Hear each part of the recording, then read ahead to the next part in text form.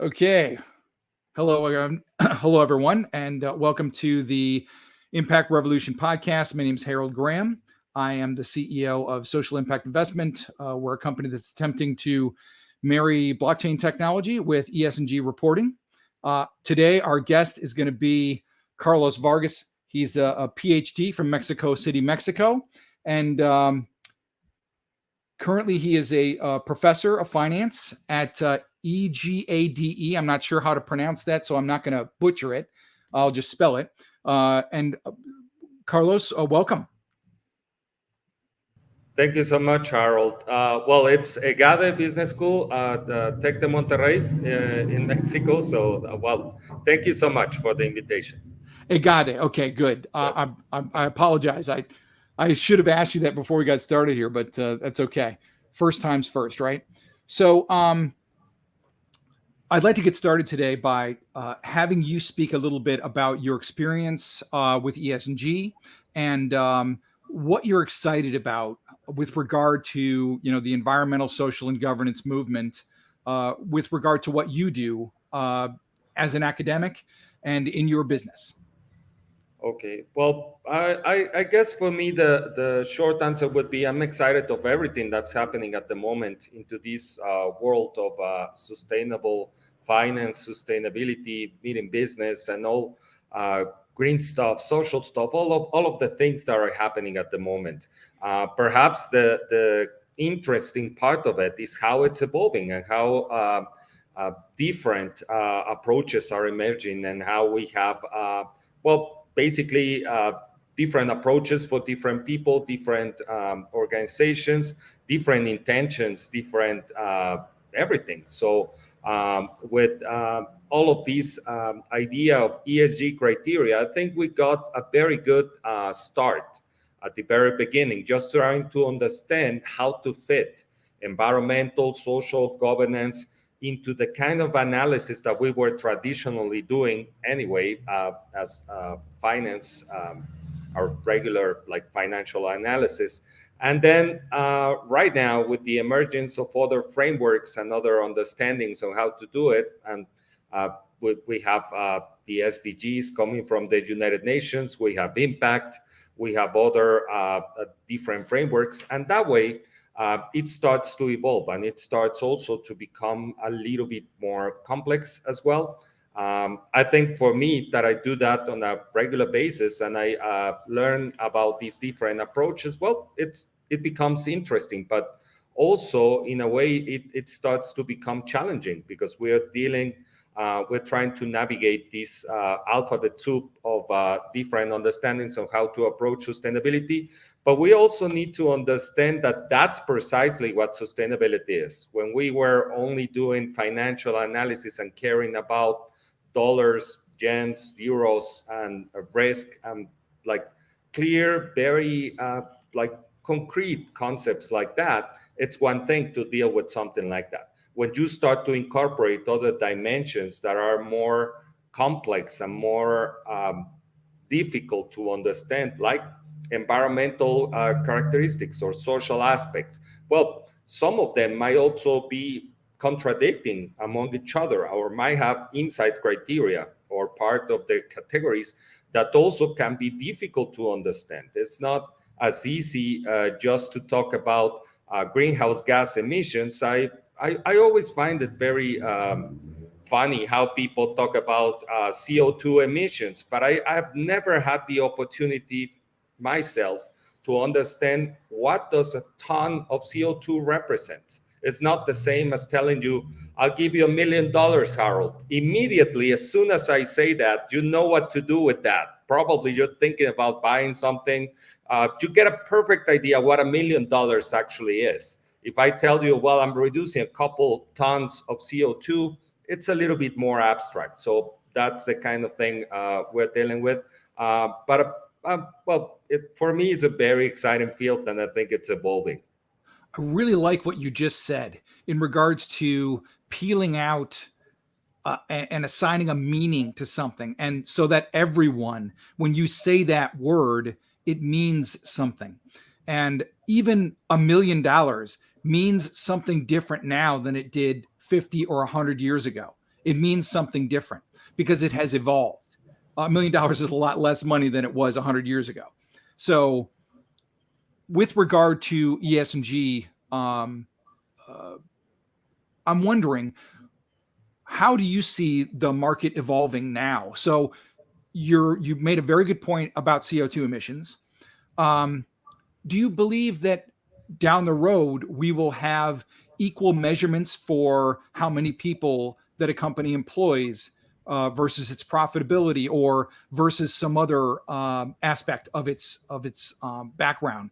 Do you feel like, in regards to social impact, so the company is a multi-billion-dollar company and they employ 11,000 people and it's scattered across 3 countries, as opposed to they employ 11,000 people and it's all in one location? Will we begin to measure the differences in how the profitability is being spread across its employment? Will we start to look at executive pay and begin to measure that against worker pay? I'm just wondering what your thoughts on all this are, since it's a part of what you do every day is study these statistics. Yes. Well, for me, I would say short answer, yes. I think we're actually getting into that. There's more and more transparency regarding all of these criteria at the moment as we had 10 years ago. So that clearly is happening. It's still an evolving field. No one's saying that we already found the perfect recipe for just understanding what to report or how to do it. Even we're still dealing with it, and we see that at the moment the SEC is dealing with these kind of issues. They're trying to understand it themselves. The Europeans, they've already started to approach it, and I think it was just last week or a couple of weeks ago, they already had their first scandal. Just basically a lot of news media telling them that they were really not putting their money where their mouth was. So I think it's something that continues to. Are you talking about the European Union? Yeah, definitely. That's one of my favorite topics. I'm a bit familiar with that. But I think in a way the EU, it's actually a great example because they're ahead of us. in at least trying to do the regulation, trying to define the taxonomy, which just a fancy term to say to have a dictionary that would give you the basic terms: what is green, how it works, what is not green, and what shouldn't be considered impact, etc. Those kinds of things they already are trying to figure out themselves. They already have some regulation in place, and it continues to evolve. And now they also have regulation even for specific products. Just before the call, we were talking about these criteria of alternative and traditional assets. That's always been the case for finance. What's considered alternative might not be as fancy or as different as other assets. It's just that it's not stock and bonds, basically. Also evolving too. I mean, that whole a lot of things fall into alternative, right? Everything that doesn't fit the box, it's alternative. But nevertheless, a lot of these solutions in finance are already being done for decades in some cases, and some of them are very well regulated. Some others are misunderstood. You can find anything. Nevertheless, it's on that berry track. I think it's one thing to say. The other thing on this regard, I also think technology, it's been helping us a lot in recent years. I don't need to say how much we have evolved in the last 30 years and how computers got processing capacity that were unprecedented and we could not even imagine back in the 80s or so. Sure. Now with new technologies, and the best example I find typically is blockchain. Well, there will be a time, not now, we're still getting there, but you will be able to see your $10 that you buy a stock or $500, whatever stock is worth, you'll know exactly where the money is going at some point. You'll be able to track it very, very precisely by the use of technology, because these kind of advance of these approaches like blockchain, which is the technology behind cryptocurrencies, also helps a lot with the paper track and how to actually identify different things and to provide a proof of what's going on with those investments, where the money is going, etc. That's the kind of thing we'll get into as well at some point, as soon as we figure out the problem with energy, which is basically the only real criticism that you get with that, how complex it becomes with energy usage, and how the more energy you use, the more safe it also becomes. And then, well, all of these topics also of cybersecurity, etc., that we also have to deal with. But yet again, we're getting there. We're actually getting to a point that we'll have the tools, or we have the capacity to do more detailed reporting, more specific analysis of other factors, not only the economic, which is basically what we do typically at the moment. Certainly, yes. No, and the great article I read yesterday in regards to, I'm not sure who the quote is from, but it's a quote that says, we get the government that we deserve. In other words, we have a democratically elected group of folks who represent us. And so we're only going to get the government that we are willing to watchdog. And the more we stay on top of it, the better it will be. And I believe this same concept is going to apply itself to the ESG movement. It's either going to be that the ESG movement moves toward a more transparent way to report, i.e. the company I started, which ultimately provides companies the ability to report everything onto the blockchain. And of course, they have complete control over their data, and it's more secure than any centralized database would be, because you've got a 40 plus key password that's going to be necessary to get into the files. And then, of course, there's a record, of who looked at it, if any changes were made, et cetera, et cetera. Anyway, the point I'm trying to make here is that also the blockchain technology is not a technology that you can just apply to a problem and it will solve itself. It actually requires that the people who are implementing and the people who are utilizing the technology also have to be the watchdogs over the technology. And so, I don't care if General Electric gives you everything that they're doing, on the blockchain. If people aren't looking at the stuff, then no one's going to find the fact that, their acquisition of palm oil in one part of the world costs, 1,000 times less than in this other part of the world that we know employs slave labor. And so if nobody ever finds that file, they can file it all they want. But if no one ever looks through it, if no one ever polices it, then, nothing's going to change. People will still continue to do business the way they always done, unless, they're forced to change. And so everything you mentioned in your previous statement, these are all things that are being forced to change by the attention that we, the electorate, or we, the people, are actually putting on it. So, the more people we can get to focus on, the division of assets in a company, or the division of profit, if you will, in a company, and how fair that is, in the balanced world, I think the more fair and balanced it's going to be, because it's going to be demanded of that. So if you have the opportunity as a consumer to buy a pair of shoes from a company who's, balanced out very well, and yes, their CEO makes 50 or 60 times what their regular worker does, their regular workers are actually making twice what the other workers in the world that do the same job are doing. So it's an equitable piece. Yes, the company's stock may be based on pure profit at some point, but I also believe that consumers are going to get involved in that market too, and they will begin to reward the companies who are balanced. And so those that are imbalanced, or those that are all for pure profit, yes, there will always be, I believe, there will always be people who will vote for one party or another, no matter what they do.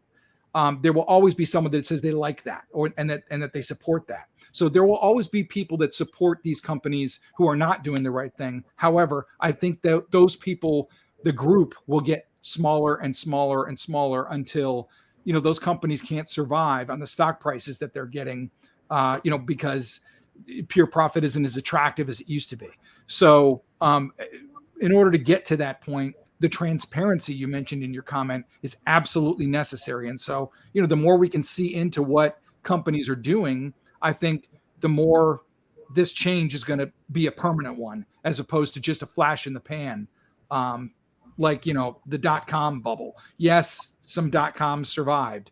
Those that had a big war chest or those that had a better product, they survived. But a great deal of companies just died. And perhaps rightfully so. That's the market we're in. Those that have the good stuff, they survive, or they get bought by another company. Next, unless you want to did you want to comment more on that? Oh, I guess I'll mention a couple things. Sure. One thing I see in your comment, which I actually find fascinating, is this quote that you were mentioning, that countries get the governments they deserve, or people get the government they deserve. I think the early quotes of that are actually attributed to Thomas Jefferson. And I think what's fascinating about it's how far we've gone, and we still haven't figured out how to do it better. This is great. The guy from Mexico is telling the American that... Well, I'm actually from Texas, so I'm sorry. I'm an American who likes to live in Mexico, but that works. I'm just pointing. I'm laughing at myself because I didn't know the quote.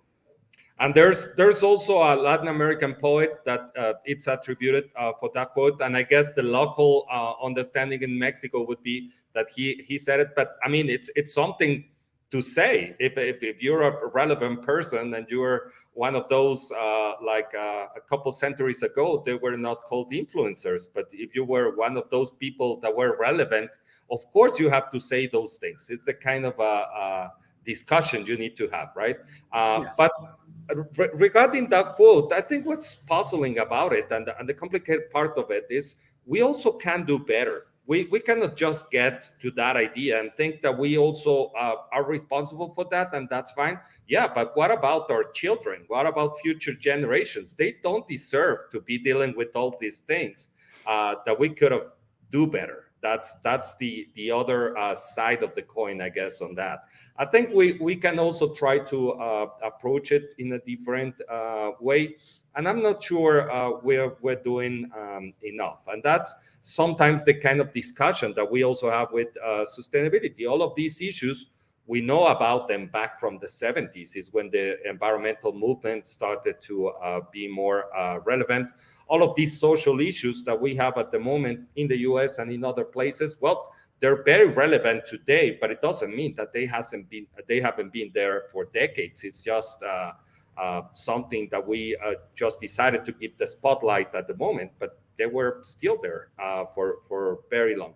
And that's also the same, I guess, with what you were mentioning with payment for CEOs and stuff like this. This kind of discussion, it's not really the interesting headline that a lot of people want to read. A lot of people also don't like to hear about it because they actually kind of benefit from the situation.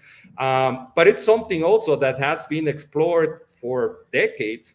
And for example, in finance, you see it in the concept of productivity. There's a lot of people that have researched through the years about productivity and how much employees should be paid fairly, right? Because the problem with minimum wages and all of these different extremes of the same thing. But it also works to the other side. For the CEOs, it also would have to show that somehow they provide value to the company. And when you try to do it mathematically, and that's typically the argument that people find besides the politics about it, because there's a lot of political discussion about it.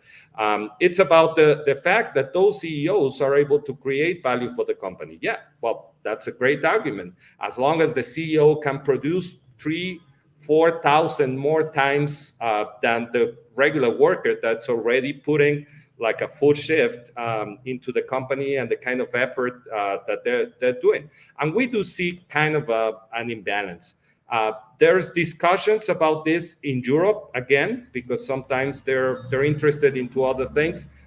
Whenever I bring that to the US, I look like a socialist, and apparently that's a bad word in our side of the world. Depends on what circle you're running in, but yes. But it's actually an interesting concept, because first time I heard it, I also wasn't able to understand it so clearly. But it does make a point. CEOs and companies, I'm talking about really big companies, which are the ones Sure. that can afford to pay those kinds of salaries. They also serve a sort of public good. And in reality, Switzerland trying to regulate these kind of payments just because they understand that there's some benefit that society can capture out of having some clear criteria on that regard. It might sound crazy at first, but really, if you start to think about it, it's not really that far to how it could be. Because in reality, all those companies, again, sometimes are also not really transparent about those payments that they give their CEOs. Because in reality, there's things you need to disclose, especially if you're a public company. But in some other cases, the kind of packages that they have, the special treatment that they give the CEOs if they get fired, if they quit, stuff like that, those are not really that public. And that's also a sort of a complicated thing in the whole spectrum. And nevertheless, although we're trying to understand those companies as private, which sometimes they are, the fact that they're also traded on the stock market, well, they also make them as a different kind of animal for society. They're part of what society owns and holds. And yes, I mean, it's good that we put those decisions, and we actually organize that on a corporate structure and a board that will make those vetoes of what's going to be paid for the CEO or what it's not. But nevertheless, I mean, it also affects more people. There's more stakeholders than that. There's actually other people that really, through those corporate structures, at best, what they get is some proxy voting that might be aligned to what they actually want and what they actually understand of the company.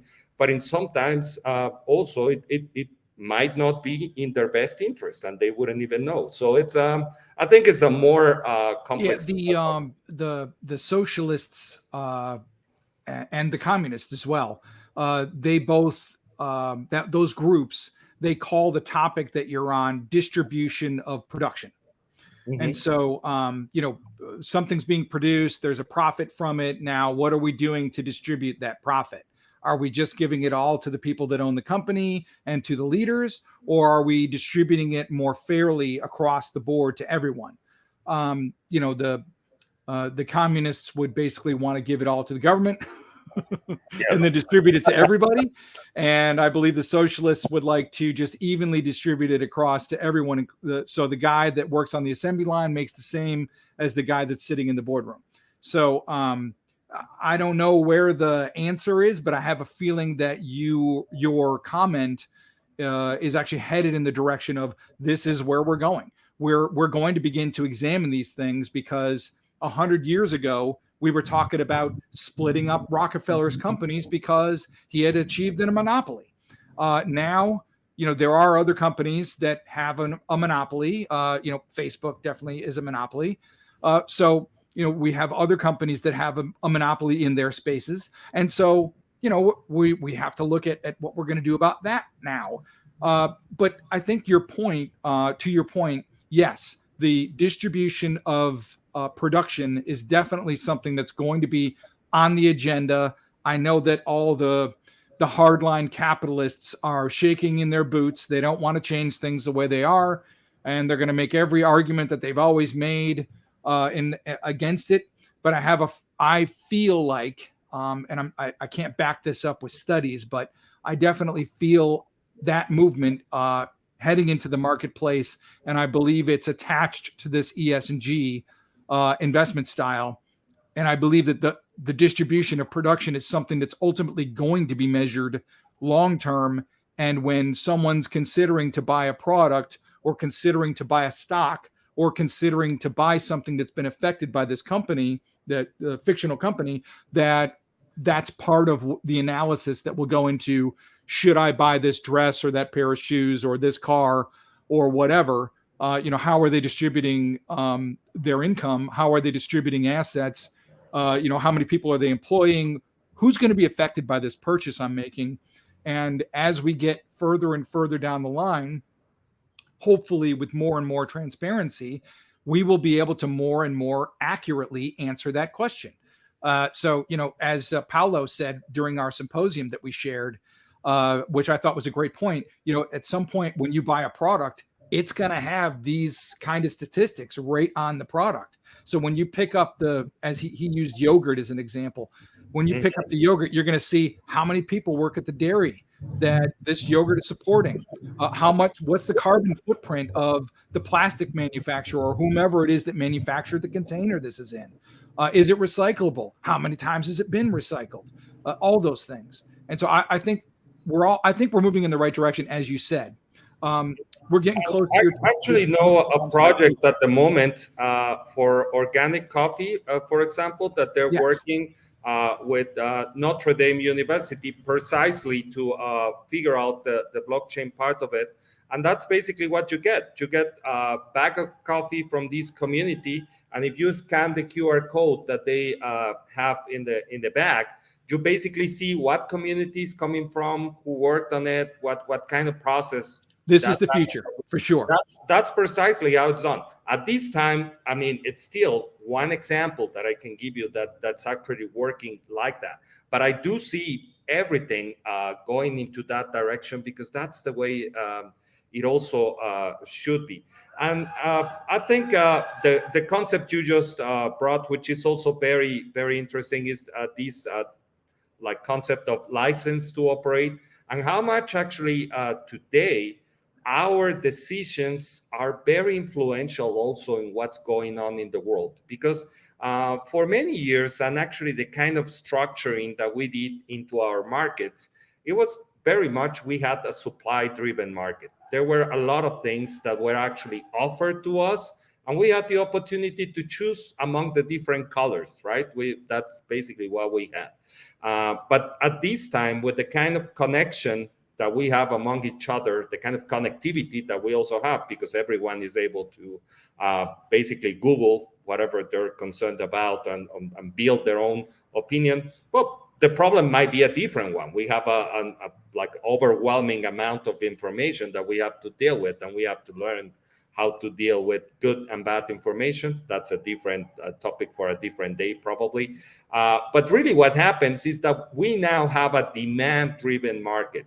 And a lot of our decisions also affect very much what's going on in the world, and the kind of decisions also those companies are doing, because that's the way we communicate with them. I don't like what you're doing as a company, I don't buy your products, and that's it. That's the end of the discussion. So we also have power as consumers on that regard. And I see more of that happening precisely because of that, of more information available, because it's not that you can isolate yourself from, I don't know, a company making a big scandal because they burned the Amazon forest or something like that. Yeah. Those are the kinds of things you hear about. And then when you Google that very company, you might be looking for the new product that they have, but then you'll get the first thing you'll see will be that. So that's also the kind of world we're living in.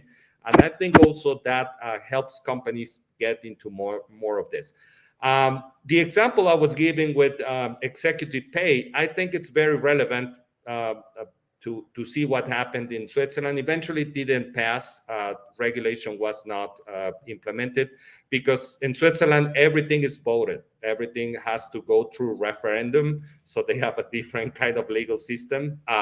However, I think also what's going on today, and we see it very, very clearly with ESG, is the fact that a lot of things that are not yet regulated are also described or prescribed by the markets. We also, as users, and what we want and what we want to see more, we actually promote those things, and we also shape how they actually do. And sometimes markets do it way faster than government. So in those kinds of issues, and I'm talking about executive pay again, perhaps regulation might not pass ever, might be a difficult thing to discuss in the House or the Senate.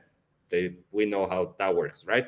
But nevertheless, it's something that people can also discuss on their own, one-on-one, to other people, to their co-workers, to that grassroots movement, I think, is what we're actually seeing right now, Carlos. We're going towards that, yes. So we've reached the 30-minute mark. So I'm going to wind things down now. Just want to thank you again so very much for your time. We didn't get to all the topics I wanted to get to, but I'm hoping you'll come back and join us again. We can have a further discussion on some new topics, and we'll post that too. But I really want to thank you for taking your time out for today. Well, thank you so much, Harold. I really appreciate the invitation. I had a great time talking to you on the symposium the other day, and I was very happy to be invited to your podcast. I really hope you also enjoyed the conversation. And I did. No, it was great.